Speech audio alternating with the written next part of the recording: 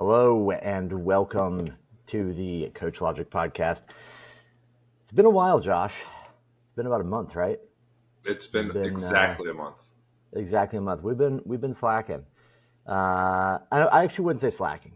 I would say that we've been busy. Yes. I've been busy. You've been busy. What have you been up to? I've been coaching in other places. Like I've been coaching at meets. Working on the clean and jerk book, so the companion to the weightlifter's guide to the snatch, which should be released hopefully. I would say within a month. I think, like realistically, that'd be cool. It's pretty much like completely put together. It's just going to be like amending sections, adding links, pictures, references, stuff like that. So it's like you have free time. I'll just sit down and add a little bit to that. And then I've been teaching an online class for the last month, and that's coming to a close.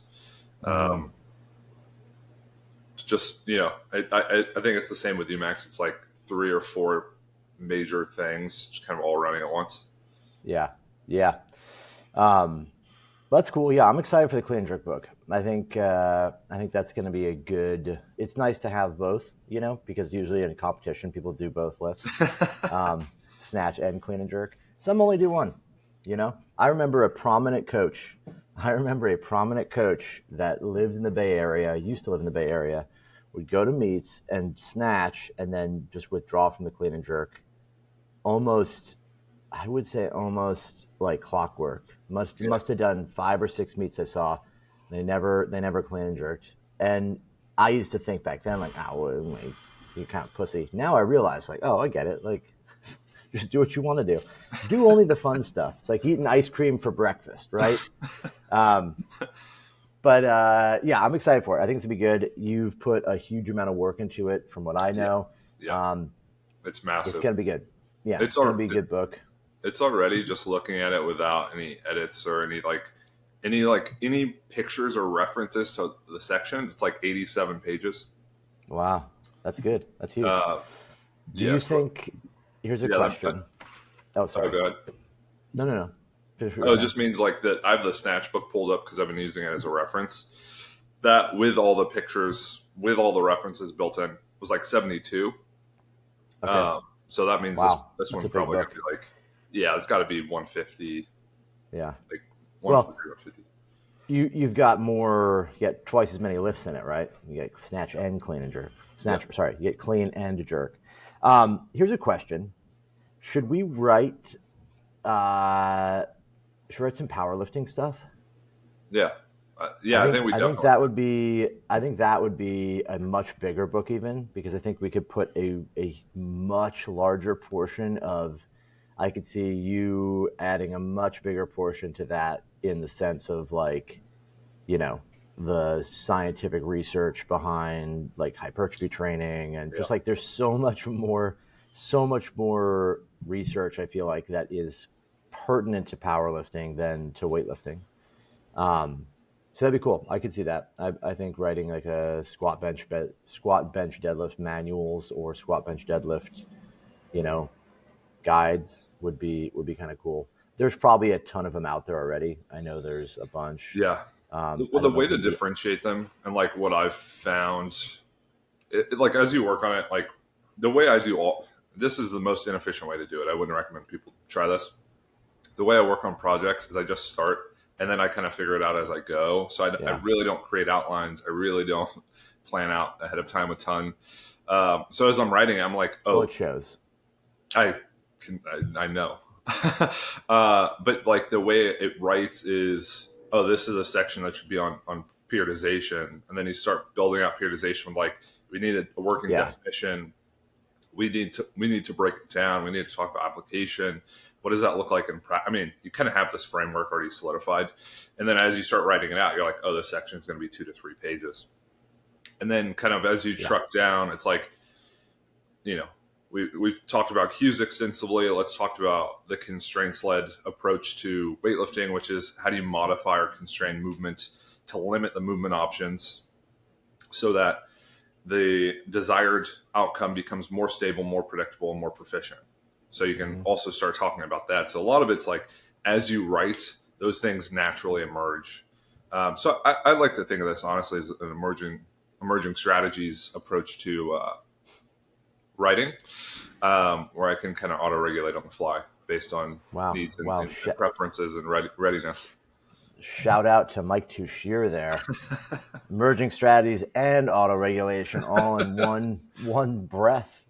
Um, yeah, I think it's cool. I'm excited for it. I'm excited to do it, to have it in existence. Um, And if people well, that's haven't read cool. the companion, the Weightlifter's Guide to the Snatch, I'll link that down below. You can go check it out. Yeah, yeah, Every time I look at it, it's a great resource.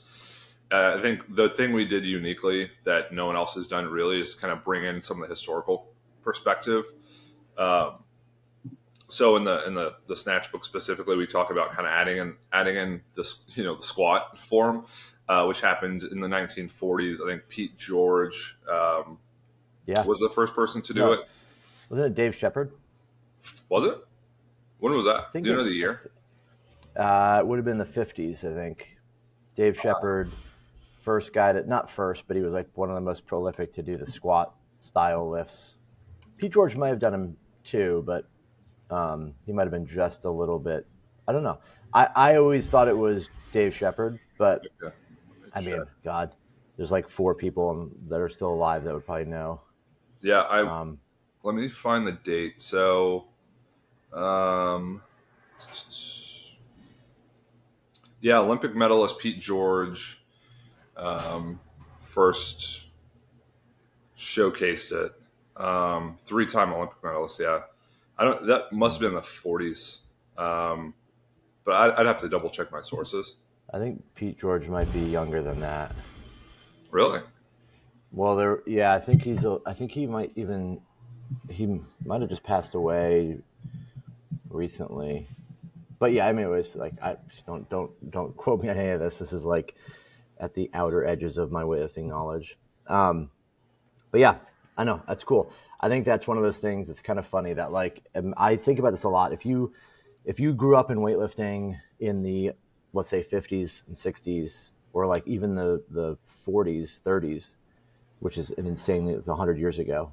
Um, you would be exposed to like the clean and press or the split style lifts, and that might have been the way things were done for decades, right? So Mm, your entire existence in weightlifting was, this is what weightlifting is, and it has evolved now so much that it's like it would still be recognizable, but it's funny that like, like there was generations of lifters that lifted, competed, retired before they even got rid of the press, mm, right? And so yeah. the same thing that I just find it interesting that like, yeah, you could have gone like, we could be in a period where we're experiencing weightlifting as it is, and in 10 years or 20 years, it changes, the rules change. And then all of a sudden it's a different sport than what we were exposed to in the beginning.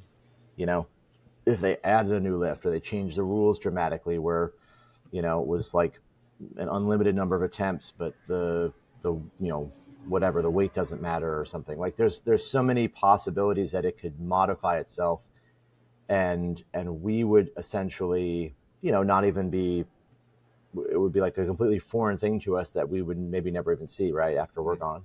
So it's kind of interesting. I always think of that as sort of funny that like, we just think this is how weighting is going to be, but it could definitely be different in 10 years. Yeah, I pulled up a starting strength reference, so it's Ooh, the entirely most valid. trusted source, the most trusted source of information. Uh, Pete George, it said he was born in 1929. Okay, yeah. So it Started would have been using it him. in the 40s.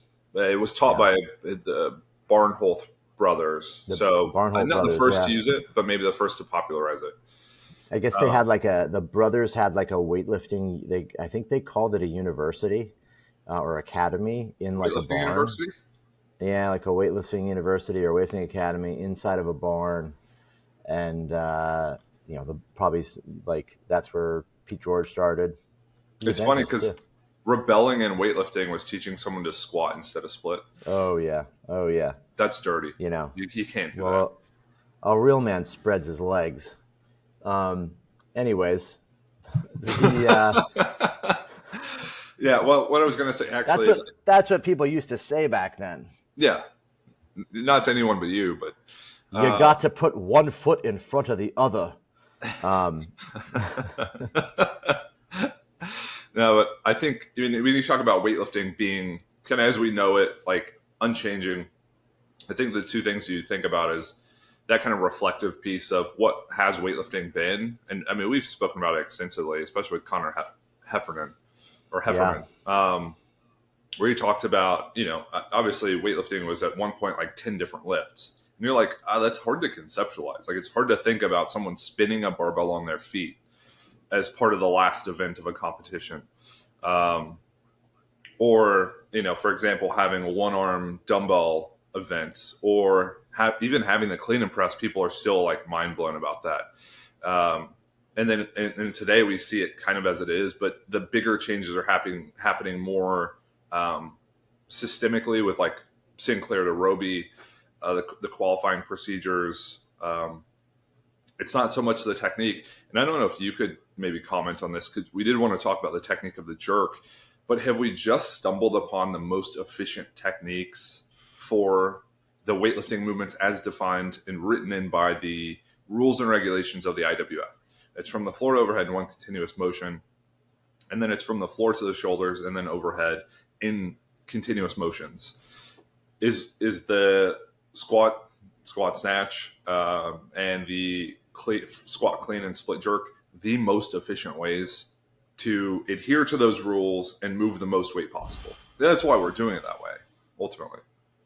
yeah. I mean, I think it's a good question. I think yes. I think the system, as in like the entire ecosystem of weightlifting and sport, just natural. There's a natural selection, right? Like those that are more efficient are going to end up lifting better, lifting more, and they're going to win. And then people will adopt what they're doing. If you look at the modification of technique and training and all these things, like technique is the thing that is emergent from the environment, whereas training as well is emergent from what's the available resource. If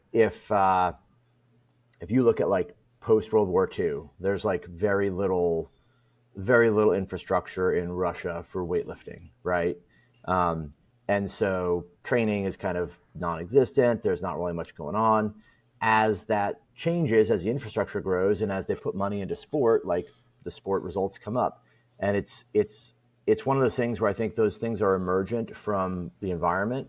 Technique is by far the most emergent because it's the kind of thing that's governed purely by the rules. Mm. If you were to change the rules and you allowed press outs, there'd be press outs, right? Yeah. There would be.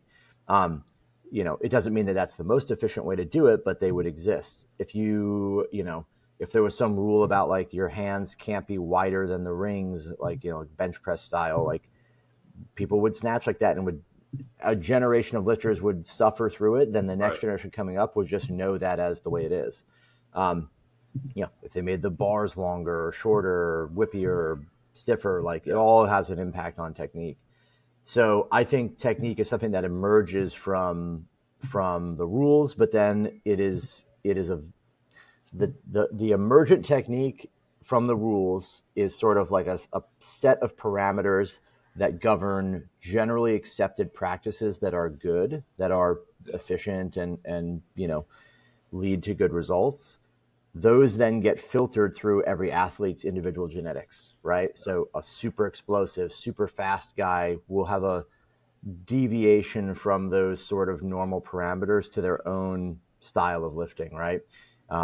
Someone who's got incredibly strong legs and a long torso, is going to be more upright. They're going to do things a little differently, but they still fall within those accepted parameters, right? Um, so all technique, I think, that's my assumption as to how things end up the way they Yeah. do. Could be wrong. No, I mean, it's right, because and this leads into that constraints light approach conversation where what are the constraints? It's like, well, we're constrained by the environment. I mean, like the pulling force of gravity won't change.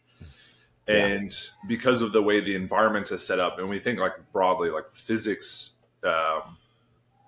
when we think environment, it's like you're moving the bar from the ground to overhead. You're moving it vertically. Therefore, you're fighting the war on gravity. Is just it's Yeah. kind of dumb to say, but realistically, you're attempting to work a resistance against gravity, or work a weight against gravity. So you're creating force. You're creating um, velocity or speed on the barbell to move it fast enough to basically position it overhead as it competes with this pulling force. Yeah. And that's why you get these kind of like, the principles of technique, which is, I think, is eloquently discussed in the book of Chinese weightlifting, which is close, fast, low. But seriously, it's like you have to keep it close. You have to get lower to be able to fixate the weight. Fixate the heaviest weight overhead. Um, and you have to be quick. You can't move slowly because you need to beat the bar, to the bottom, basically. So you get these like principles of technique that emerge based on kind of how the weight has to work against gravity. And then you would say that those are constraints. The barbell, the plates, all of those things are basically an attempt to, one, standardize the competition, because if you have wagon wheels, like, you don't have to work as hard. I don't know what that would feel like. I don't know where you'd make contact, maybe off the breastbone, but like, those like modifications to the weight, modifications to the bar would change the technique. Yeah. Everything's a constraint. Then you whittle it down to, okay, we need to constrain the exercises to then improve your physiology, your makeup, to make you better at that. And as I was like writing that section, I was thinking about, no hook, no feet, no contact. Those are constraints. Anything against, like, away from a classic snatch is a constraint. It forces you Yeah. to do something differently, which would then create a more predictable, stable outcome.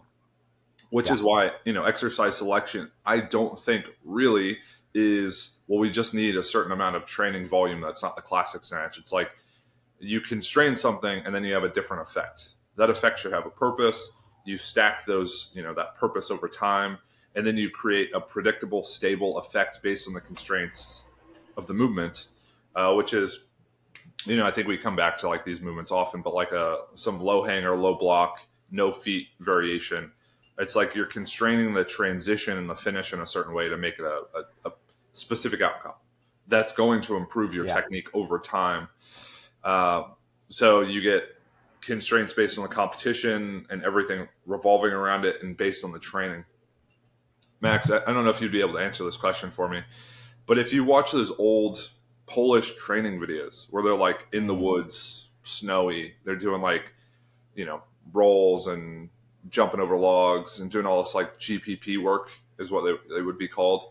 Where did that come from? Because everyone talks about like the basic concepts of periodization were written about by Matveev, right? Yeah. And he was the first to kind of solidify it in writing, which I talk a little bit about the history of periodization in the Clean and Jerk book too. But he talks about, he was the first to solidify a system. Where did that system come from? Like, so when he started writing about it, where do you know where those principles evolves from? Where it's like, to have a I general, special, think or specific, and then competition phase, you would have to I know, like, yeah. go ahead. My I'm not sure, but I believe I've read that it was something that emerged from him looking at training journals, where it was like, I think he found that, like, okay, athletes that were like, resting on the third or fourth week or something of training would perform better. Um, but I think a lot of that type of periodization was, I want to say, was somewhat emergent from Mm, looking at training journals. And then, I don't believe, I'm not sure on this. I've heard so many different things that I don't know if any of them are true. Some people will say that, like, oh, it was a communist thing. It was like a socialist, like, 4-year Olympic quad. We're going to break things down into these phases and blah, blah, blah, blah, blah. And that's what we're going to do. And, so it's a construct, a political construct. I just find that to be somewhat hard to swallow. Like, it's like that could be so wrong. Like, be like if the U.S. government was like, we have to do block periodization, or, you know, Biden comes out and he's like, we're doing West Side, guys. That's the way it's going to be. And the entire country, like, there's so many competitive people, they wouldn't just adopt these models Right. because someone told them to. But I do have a feeling that some of it was just, or a lot of it was sort of gleaned from looking at training logs, looking at training journals, and seeing what people were doing. I also think that if you just think of it logically, it makes sense, right? Like, you look at it from the perspective of, okay, when we take somebody through a training cycle or through training, getting ready for a meet, like, you're not going to start day one super heavy. Like, everyone kind of, that doesn't take a genius to figure out that's not a good idea. And so, like, you sort of have this process of, like, let's take somebody Yeah. who's out of shape, and, like, because you have to remember, like, years ago, I mean, this is many, many years ago, people would train for like a month before the competition, and then Yeah. not do anything the rest of the year. Like, this is like, they didn't do full-time athletics like we do now, where, I mean, they would just be like, it's a weightlifting competition, it's the world championships, I'm going to train for it. And it was probably a lower level than that, but, like, it wasn't the kind of thing where there was a lot of, like, super structured stuff. People were Yeah. training less. They thought that training was gonna, was bad for you. That, like, lifting weights or doing training more than a few times a week was unsafe. So, like, a lot of these things, I think, we're all kind of, like, discovering all this stuff. But there's just in my mind, a natural progression that you start with extensive, general, easy things, and you build your fitness levels up as you go, and that's going to just naturally gravitate towards intensive, more specific things. So yeah, I'm not 100% sure. I also don't know if anyone has really accurate information on that. There's definitely a lot of stuff, but I feel like it's very regurgitated, maybe from one story from one or two guys years ago, and it's just become fucking common lore. I just don't trust a lot of that anymore, because that there's so much just recycling of bad info. Yeah. And that's what you don't realize is when you hear. I'm sure we operate off a lot of this information, but you'll hear something that's like, "Oh, this is we're periodization. This is the Godfather of periodization." You're like, "Oh yeah, that makes sense." And then you just start saying that, and you're like, "Oh, well, I don't think it started. 1951 was the start of periodization." Um, there was a really cool article written by Michael Stone. I don't know if I have the reference to it. It's I think I might have linked it in the book, but it basically does talk about the history of periodization, and it talks about kind of this idea of breaking up periods into different phases of training or different like foci of training. That was happening like thousands of years ago, and kind of written about and discussed. So to say periodization was largely not discovered, but like written about and thought about by Isserin is like, no, I think maybe you you converge it a little bit more to a point where it's like a specific a very specific style, but as a construct, like breaking periods of time into phases with a different focus and sequenced into competition. I think that's been around for a very, very, very long time. Um, Yeah. I would say, and this is a question I would actually ask you. I think there's a lot of weirdness around weirdness. I think there's a lot of stuff around periodization that it just kind of gets like I was listening to, I think it was Dr. Mike and Menno Hesselman's, and they're talking about, like, people in these arguments will talk about things like periodization, and they'll be like, oh, well, if you look at the old Soviet stuff or you look at old stuff, there's like the periodization is ridiculous, and it's just like overly complicated, like gigantic 4-year training cycles laid out, and they're going to know the weights. Like, that's never existed, right? So it's like there's a lot of, like, and this is the nature of how people construct arguments, right? They add enormous amounts of hyperbole to the argument to bolster the case that something is complex. It's like, I've never seen or spoken to anyone that ever talked about having a training program with the weights that someone's going to lift more than a few months out. That includes everybody from Ivan Abajev to Shaco to every top coach I've ever seen Yeah. in weightlifting. Like I've just never heard of anyone in the sense that like they have this master plan that's going to work a certain way. In fact, every good coach automatically knows they adjust the training Yeah. program on a day-to-day basis. So there is no model anywhere in the world, in the universe, that exists where somebody isn't modifying the training program as it progresses. Periodization, Dr. Mike actually did a great, his response was great. It's like, look, periodization is largely just the organization of the contents of training into seemingly more logical parts or a more logical sequence or organization, so you don't end up with inefficiencies in training, wasting time, doing things that may compete with each other, or spending energy on things that aren't important. And I think that's kind of it gets lost in like a lot of these classical ideas. Like there's like some kind of massive periodization monster that exists that's like over complexity. That's never been the problem. And like this, well, periodization doesn't matter at all. Like there's just you just got to lift heavy or do whatever. And it's just somewhere in the middle. It's very much like periodization is just a way of planning. It's a way of, how am I going to organize different periods of training to maximize what we want? I think that's probably where it all started too, is like if you look at, what probably Medvedev saw was like, like we see some patterns emerging here that might make sense for us Yeah. to mimic those patterns and pre-plan to mimic those patterns because they seem like these are the patterns the most successful people are adhering to. Let's start mimicking that, right? That would be my guess. I obviously can't corroborate that. I don't know, but I can't see a situation where it came from somewhere else where there's like, because it's like in science, like in analysis, you're not necessarily looking for something particular. You're asking for answers, right? So you're asking, what can the data show me?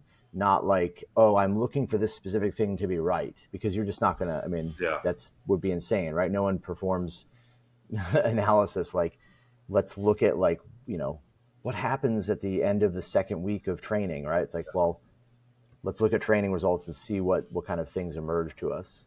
I think I'm not sure if that actually answers the question, but no, this is a great response. I mean, ideas like you can't put a person in a petri dish, basically, which is right. like you can't sterilize the environment enough to where you can manipulate one thing and say this is what Yeah. happens, or Yeah. like most likely effect. And you also can't reduce a person down to such simple constituent parts by which you can know how things unfold predictably.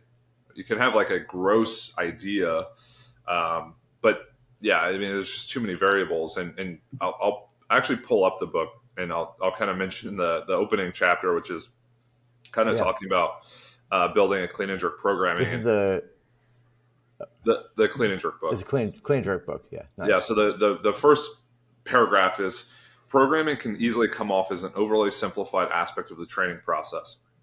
It's common to hear hot takes such as just train harder. In a reductionist world, effort is a large determinant of success, but we live in a very complex world complicated by an unknowable number of variables: genetics, coaching, culture. To combat this complexity, a process driven framework has been used for thousands of years. This is called periodization. So, the periodization, one of my favorite definitions that I refer back to, is actually from Aaron Cunanan. Shout out to him.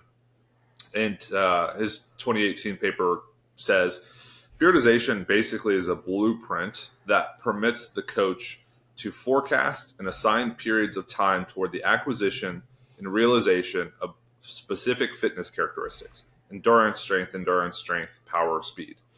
So there are two key aspects to that, which would be the blueprint and the acquisition of fitness characteristics. The blueprint is the overarching framework, and then the acquisition of fitness characteristics is like, how is the programming driving the changes in the athlete? So the blueprint of a house tells you where to build everything, and then Yeah. the actual like tools, the actual materials, they're the things that realize it. But you might make some modifications along the way. But I think to your point, I went to a Vladimir Safonov seminar in like Mm. 2018, 2019. And he's like, yeah, right. Each workout on the day. They just come in, what hurts, what feels good, what should we do? And I think they had a framework, right? It's like do a snatch, a clean and jerk thing, and then like basic framework across the weeks. But it was never you come in, you do 4 3s, 5 2s at these percents, and then the next week there's it's very Hmm. shoot from the hip, and he's an n equals 1, but he's in a system where you could easily blanket it as there's a very strict, very adherent approach to periodization, or this idea of like extensive planning and programming over time. Yeah. One thing to think about too, his example, which I think is a good example, we miss a little bit of, so you tell that story to 5 different people and they're going to interpret it different ways, right? Some people might interpret that as, oh, you don't need that much planning. Look, this guy is super successful. You just need to go in and do what's important. Other people would look at it as like, well, you know, maybe he really has some secret master plan, right? And he's adhering to that. I think the more obvious thing is to say, like, the man's a highly experienced coach. Yeah, So he has a set of biases that exist in his brain, whether he's aware of them or not. They're going to dictate what he has people do. So he's basically seen so many training sessions and so much training and written so many programs, all these things that as he gets into it, it can be intuitive because he has a good sense of what the edges of the boundaries are, right? It's like does he have somebody, is he going to go into a gym? I had an athlete the other day do like 7 triples, and we didn't program 7 to start, but it's like if things are moving well, you would say, okay, we'll do a few more, right? So it's like a bias to know like what are the outer boundaries of what you can do in a single day or a training session, or what's going to be productive, kind of with the context of knowing everything else, like what else is happening that week. yeah, But then being able to filter it through those biases, filter it through that experience, sort of subconsciously, to make good choices, right? I doubt Safonov goes in, he's like, you're feeling good, let's try 5 by 10 snatches today. Like he yeah, he already has an idea, like we're going to be in yeah, these like 80 to 90% range for singles to triples, and we're going to try to get good quality work. And if you're feeling good and moving well, we'll do more. If you're not, we'll do less. And like, that's a very powerful combination, right? I mean, obviously he was a super successful coach.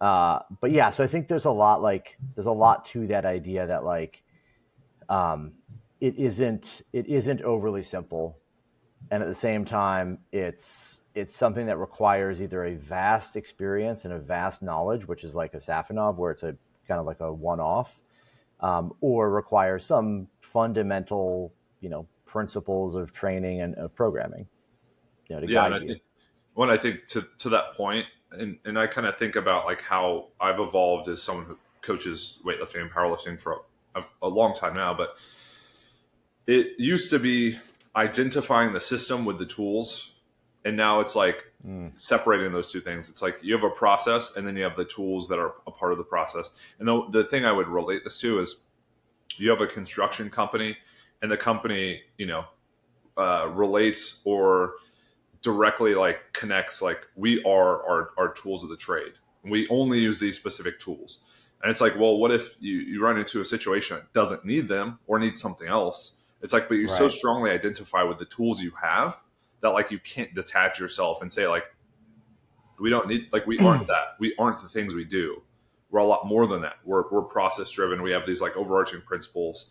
And as a coach, it's like if you're a coach who identifies as someone who uses the panda pull or the squat jerk or like these other variations, even myself, I'm trying not to get too like closely identified with like no feet, no hook variations or no contact Mm, variations at this point. It's like because I use them all the time. It's just yeah. they're really effective.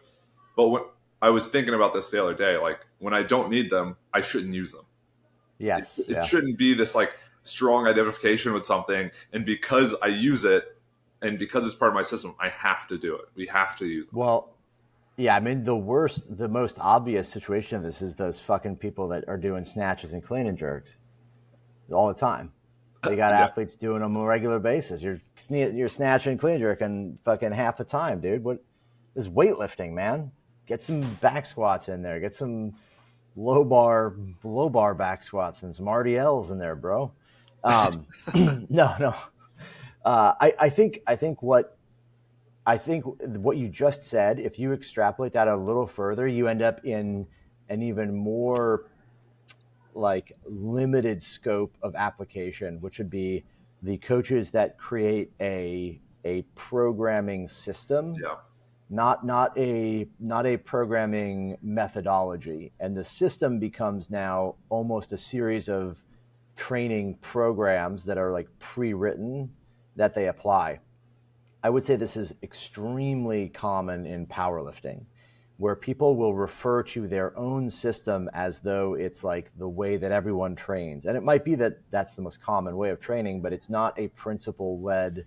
It may not be principle led. It's very much like led from a couple steps below that, where you have people talking about like, okay, it's our primary squat day, our secondary squat day, and they're referencing usually like the hardest session, the second hardest session. You know, maybe if there's a third squat movement, it's the tertiary day.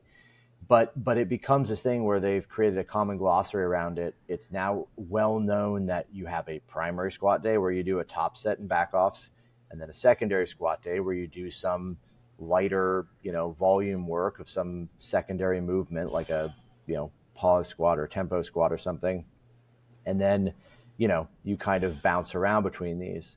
uh, that's not the only way to train, Yeah. right? Like there's many ways to Yeah. train to get strong. um, there's only a few ways to train to get strong, but there are many permutations of Yeah. what that looks like on paper.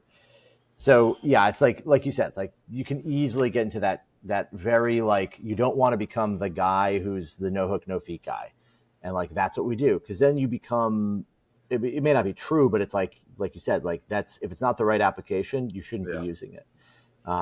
Where I think a lot of coaches and a lot of people just end up in this place where they probably get to a point where they've cleaved away all of the stuff from their programming that they don't understand or don't like or can't apply, and then they're left with a training program that they modify for people here and there, and then apply it, and that's that. And then they just kind of continue on that road for the next 20 years. I think, one thing I've tried to do is experiment a lot, and it sucks when they don't work. Like, okay, here's an Yeah. application of an idea, a training tool. Let's see how it works kind of over time. So, you may be using more frequent singles. It's like, yeah, how does that fit into the way a program's written? This way of using it didn't work, and this style, right? And then it's like, okay, well, how could it work? Is it necessary? And then it's like, okay, well, you have to kind of try that over time in different blocks, like periods of training. Then you kind of track the effects. Like, I guess to that same point, like, no approach is necessarily wrong. It's just like the Mm-hmm. wrong iteration of that approach too. I mean, because you if you use a bunch of singles, it's like singles themselves aren't the problem. It's the application of a single within the application of everything else. So it's like this one very specific tool, which can be used, for a bunch of different reasons. Within the application, didn't work. I don't. You might even not be able to figure out why, but in a different context, right? When that single is placed with more appropriate volumes or intensities or whatever it is, like it could be a more useful training tool. So I think it's kind of divorcing that idea too of like, oh well, I tried. We always use this example. It's kind of funny, but like I used the Texas method, it didn't work. It's like, well, it's not that like triples don't work or sets of five don't work or like training with those volumes don't work, but like that specific iteration of it. And then at the time period with the athlete, it just wasn't effective. Like the execution of that Mm-hmm. style of training wasn't effective. So I guess really it comes down to all the constituent parts pieced together and then the execution of it. Yeah. It's not like Do you top sets don't work for me, you know? Right. Do you think that the management of the training process is more important than the principles? Yeah. Well, I think. I think it's a combination of both, and they might like, you have that like scale, that tipping scale, and they might shift, and you might have like, you need the correct application of the tools, but you need the correct management of the tools, and I mean part of that would be like fatigue management and the correct Right. application of that principle, right? Because like I have someone who haven't been training super well. Some things go well, some things don't, and it's there might be this like tweak that kind of creeps up and starts becoming more prominent, and you're just kind of hitting this wall, and it's like, okay, what are the tools we have to reverse or pivot out of a unuseful or unhelpful direction? We could try to manage fatigue better. I Hmm. don't know if it's accumulated fatigue. I don't know if it's just kind of getting sick of the training. So it's like, do we pull a session out for a week and see what happens? And say if it's fatigue and we pull a session out, you're going to let some of that off. Um, Yeah. or is it like the same stress is being applied too frequently? So you pull some of that constant stress out and see what happens. So I think, kind of to the idea that periodization is like programming and planning, effective coaching is like principled thinking, and then it's management of the process. Um, and I think if we think in terms of management, we can kind of zoom into a single session, like you mentioned, where it's you have someone do 7 triples instead of what's written, and then you can zoom out to the bigger picture of how does this change fit into when we're trying to peak? Because if we just take a week off, it feels great. It feels awesome. I just had a handful of days off. I came in like smashed it. But then that's Yeah. like, well, then you have to reintroduce the training, which is it can feel more fatiguing, and you start to get sore again, and so it just shifts the process around a little bit. So I think that like idea of micro and macro management, and then principle led approach, yeah, that makes a ton of sense to me. What are your thoughts? Yeah. Yeah, I think it's like one of those things that, like, if you look at all the scientific principles and you added the word management to them, it becomes, now it goes from being principles to being the training process, right? I mean, that's all periodization is management of the principles of training. It's how you apply them to what magnitude you apply them, what influence they have on the entire system, or influence they have on the entire program. But largely it's a question of, okay, you know like, let's say, specificity, right? Really a better term is probably like transfer of training, right? Like Yeah, how much do the things we select have a transfer to the thing we're trying to get better at? Because specificity, I think, kind of leads people down this belief that, like, it has connotations that, like, things have to look and be exactly like the thing yeah, they're doing. um, where, like, it's actually like, does the residual effect and the adaptations made from the exercise methodology produce adaptations that are transferable to the sport?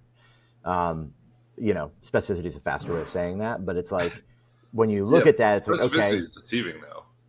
You're right. yeah, it is. I do think it's a little misleading for a lot of people, because it does have this connotation that, like, oh, the most quote unquote specific thing is a snatch and clean jerk in competition. It's like, well, hold on.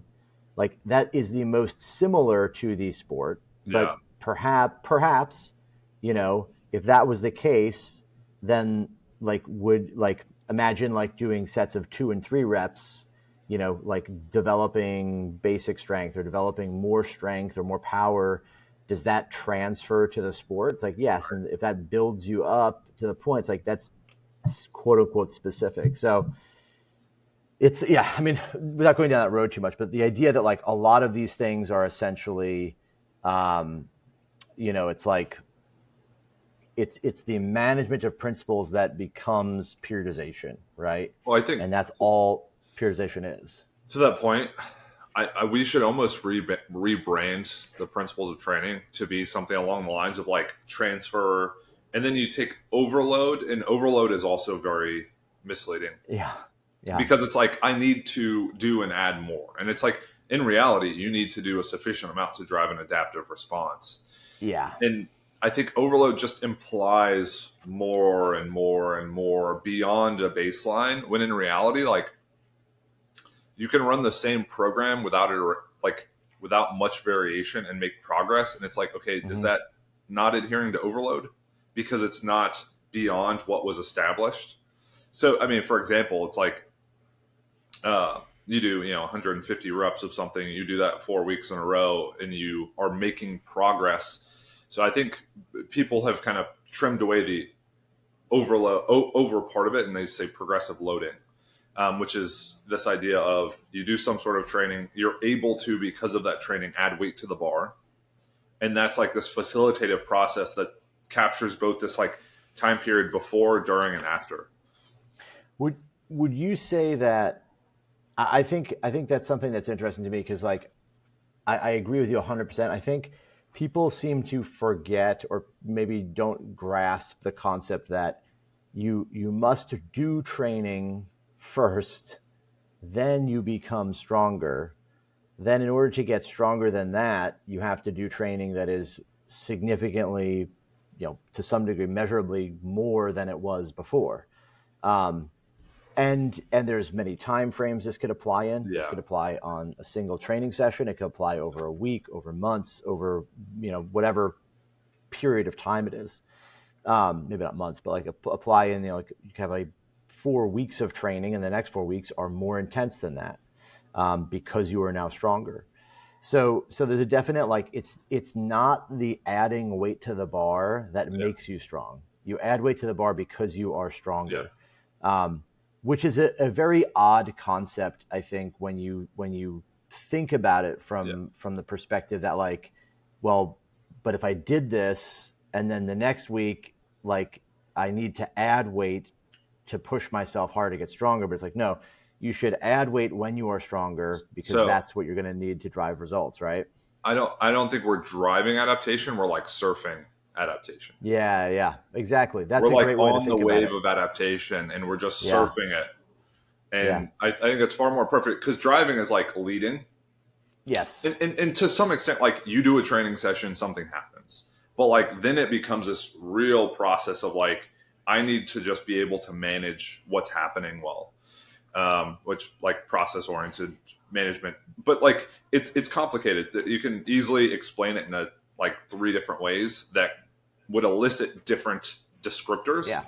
But I think it's this process, like initiating adaptation through the application of training tools, and then allowing that to manifest, and then like being strategic about like how we keep it rolling, right? Hmm. So it doesn't just fizzle and die. Um, I would say I'd be curious to hear your opinion, but like I feel like when you see a lot of like Soviet or like older sort of Russian training, or even like just more like outside the U.S. like weightlifting specific programming, um, there's very much not a there is not this like linear growth of like adding weight to the bar. Like these kind of training models don't really, you don't see them that much.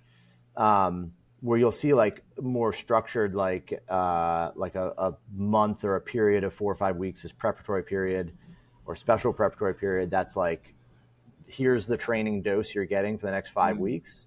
It might go up and down week to week. It might have some variability to it, but it's largely like apply this dose of training to yourself. Then the competition period right before the meet, the average intensity is higher. These things come up, and you should be in condition, in shape to do this harder training. If you do that at the meet, you'll be stronger.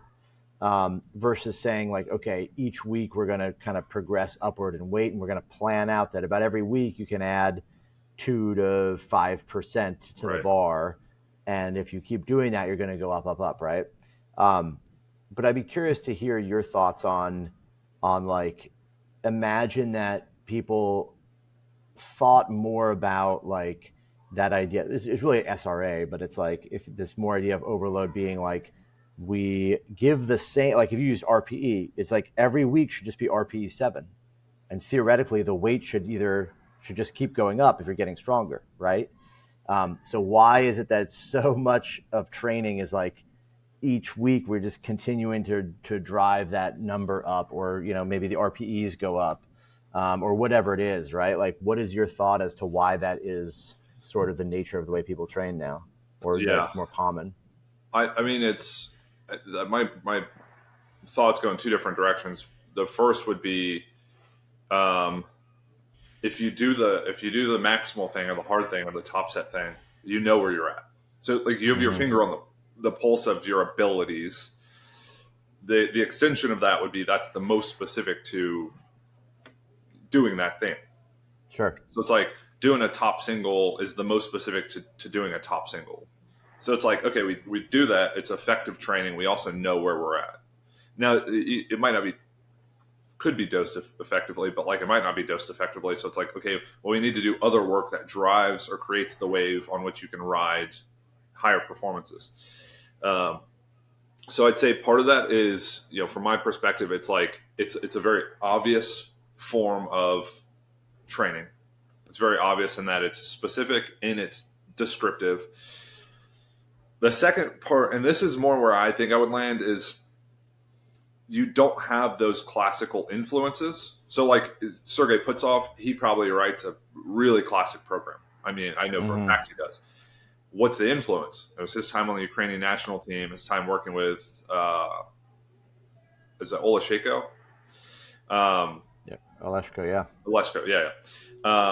So that's where like his style has been pulled from. Who have we worked with? It's like I worked with Glenn, you know, obviously worked with you. It's like, and worked Yeah. with other people who really don't use that style. I mean, I would say you're probably the most adherent to those ways of doing things. But that's what you become more familiar with, and you can tease out like what's worked, what hasn't, and then you have a conceptualization of like these things are an iteration of the training process. This is how they manifest.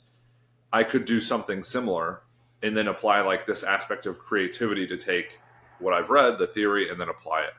But there's not that like direct.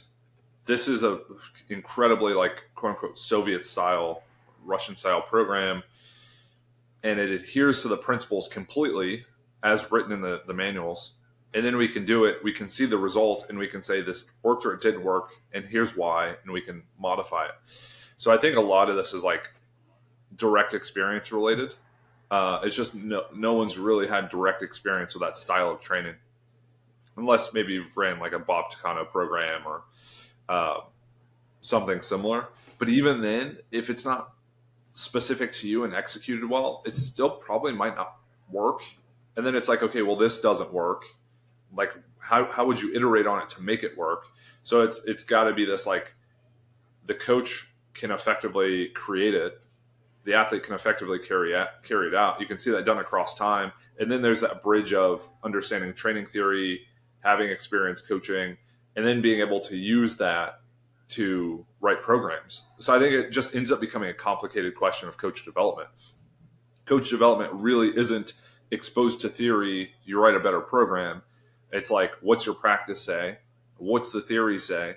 And then do you have the mental faculties to like bring that together, to converge it into something more like a low, medium, highish intensity program over time where Mm-hmm. volumes are changing, intensities are changing, and you don't have to exploit the more obvious top sets, down sets, higher intensities, higher specificity or transfer. Like you don't need those very cosmetic approaches to training because you have the background to support. Like we can do 13 weeks. It can look different from competition, and we know we improve performance. Yeah. I think I think what is interesting to me, and I think what kind of wraps this or ties this all together, is the most effective training methodology is effective training management, Yeah, right? And it's understanding the principles, and it's managing the principles on a very short term basis. But you have to have governing influences in that. You can't just exploit every single session, because if you have a monstrous session on Wednesday, Friday will suffer. Or if you have, you know, hey, today we're in good shape, we deadlifted to maximum, okay, well, tomorrow the clean and jerk's going to suck. So there's like a definite, like, I would almost say like the best methodology here is to say create a long term or a medium term plan that has a general sense of guidelines, like Mhm. what kind of movements, what kind of training sort of ranges are we going to be in, and then from there it's management of that on a regular basis, right? Um, the amount of quote unquote overload you have each week should be determined by how strong you expect someone to be after the previous training, training load done. um, it's not like what is our biggest shortcoming in all of training is that we have really shitty, basically non-existent methodologies for ascertaining the actual state of somebody's abilities. Yeah. Like I can't think of any like methodological approach other than like force plates and jump testing, which is probably not bad, but it's like that's not some widely used practice. That's very like All this stuff obscure removes and the odd. skill, right? Yeah, it also removes the skill, right? And the psychological components, all these other things. But like it's so much more just like get a human to interface with another human and Yeah. like how do you feel? What's going on? And then they just watch and they use their own experience, their own intellect, their own knowledge to guess, to literally just guess like this person seems like they're doing well today. And in a lot of cases Safinov's the best example of this. He was right a lot of times, or his Yeah. trade-offs where he made a lot of less bad choices along the way. Yeah. I mean, probably some very bad choices in there too. But the reality here is like, okay, you need lots of information. You need to make informed decisions, and need to be aware of the trade-offs of every decision you make, and then try to minimize the lesser, try to minimize the number of bad choices you make, Yeah. or try to maximize the number of better choices you make, because ultimately that's basically the entire management of training is looking at each person, looking at each day, looking at each workout, each movement, and hey, should we go up, down, stay the same, stop, move Yeah. on, whatever it is?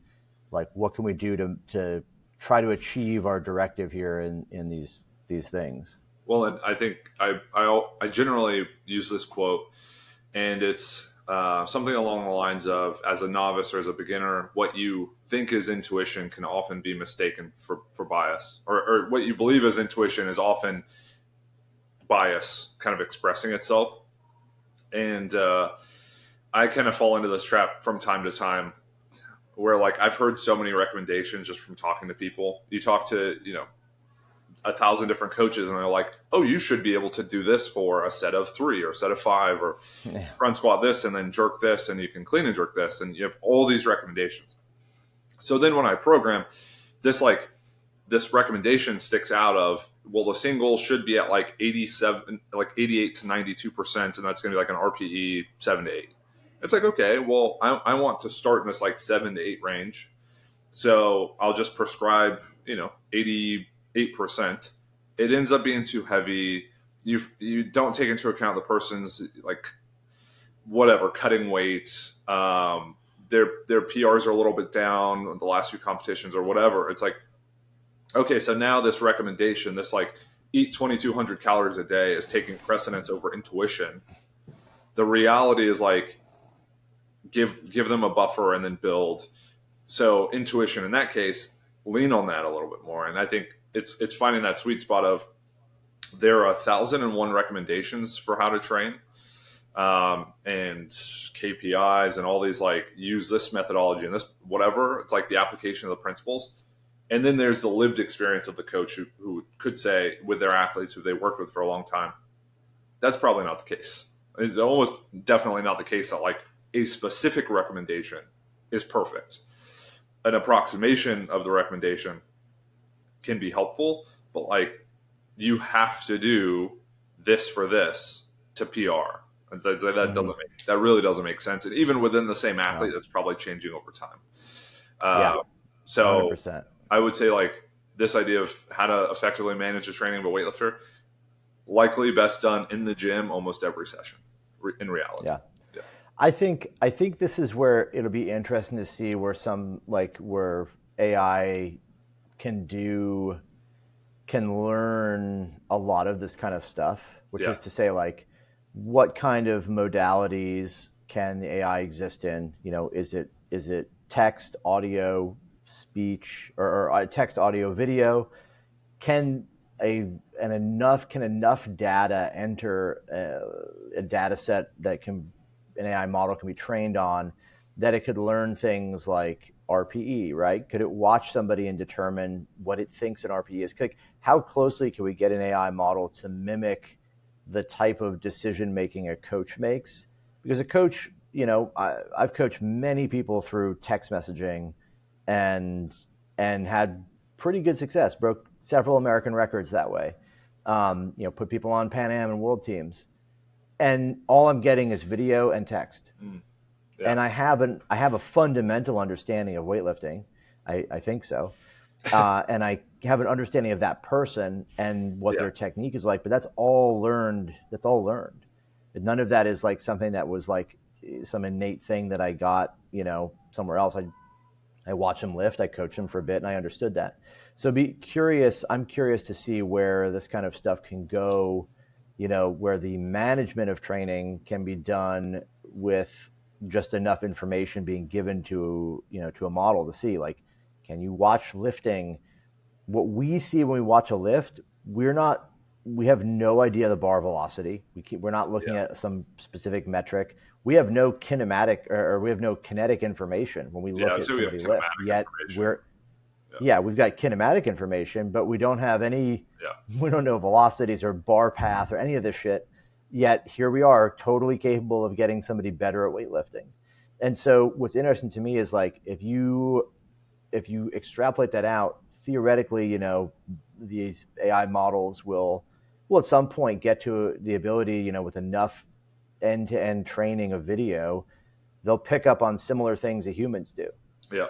right? What's going to happen? There's a good example of this you'll see with like self-driving cars, especially like Tesla, where it's an end-to-end model that uses vision only, and you'll start seeing cars behave and drive, and I've literally experienced it myself, drive more like a human, in Mm. that they'll it's like there's traffic or there's a stop sign or stoplight, and it is aware of what other cars are doing. There's not a single like line of code that tells it, like, hey, the car on the right goes first, this goes second, that goes third. Yeah. It learns this information.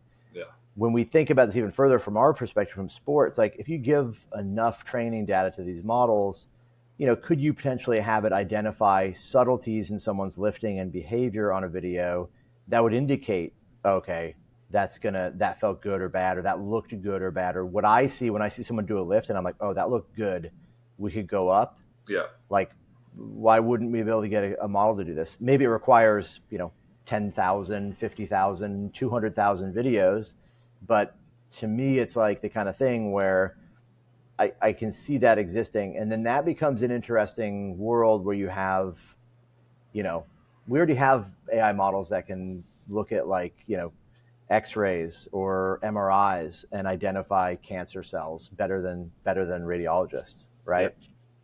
I had two radiologists look at my wrist and didn't see the lunate bone was dislocated. So, I mean, it's a low bar, but yeah, like the point being here that I'm getting to is, if the management process is really where the magic is, Yeah. or it's where the rubber hits the road, so to speak, like, training principles and program design are all fantastic, but it's the actual management of that, which a Yeah. coach does super well, then augmenting that with whatever technologies we can would just be that much better, and maybe elevate lower level coaches much faster. It'd be cool. I don't know. I'm interested in that, because I'm also interested in, like, what is it that gives us that ability? Just experience and some context, or is there really something more like, are we imagining what we expect somebody could do, and we can model it in our heads, and when we see something that sort of replicates that model, we can latch onto that and push for that. I don't know. Yeah. I have something I'd love to say, but I'd rather leave it on a cliffhanger. Yeah. because this is the longest. I want to say this might be the longest Coachlogik podcast to date. It's an hour and 4 minutes, hour and 5 minutes. So let's wrap up. Max, Yeah. where can people find you? Yeah. You can find me 1 foot in the grave, 1 foot in the gym in Oakland. 1 foot in the clouds. Yeah, I mean, you can find me on Instagram. Yeah. Yeah, 1 foot in the clouds. Max_8 on Instagram, obviously. Check out the Coachlogik. We're going to launch the beta here coming up at Nationals. So this will probably come out before then. But if you're there, we're supposed to be there. I'll be there. tried to I tried to buy a table, like a booth, and I emailed Pedro and I got a response. And then I emailed the guy he sent me to, and 2 times now, just zero. So USAW is on their game. But either way, we'll be there no matter what. We'll be pushing it, showing people some demos, maybe kind of getting some interest, get some signups for people that want to try the beta. I'm super excited. We're getting very close to that time. Yeah, very exciting. Yeah, and if people are interested, the Clean and Jerk book should be out within a month. So Yes. I'd be on the lookout for that. I think it's a nice introduction to concepts like periodization, concepts like constraining exercise variation to get a desired response. Obviously, then everything included about the clean progressions, common errors and corrections. I mean, just a ton of information. And then you can obviously pick that up with the companion book, The Weightlifter's Guide to the Snatch. If you're interested in keeping up with me, you can follow me on Instagram at Josh_Phil WL. That's PHILWL. Weightlifting AI is still up and running smoothly. Yeah. And if you want to try that, you can use code 2-week trial to get your 2 weeks free. Yeah. And you can join the Discord, which already has 500 people. Yeah, there's like 500 people in there. It's pretty cool. Which is insane. Yeah, that's cool. Yeah. Awesome. Well, we'll see you guys next time.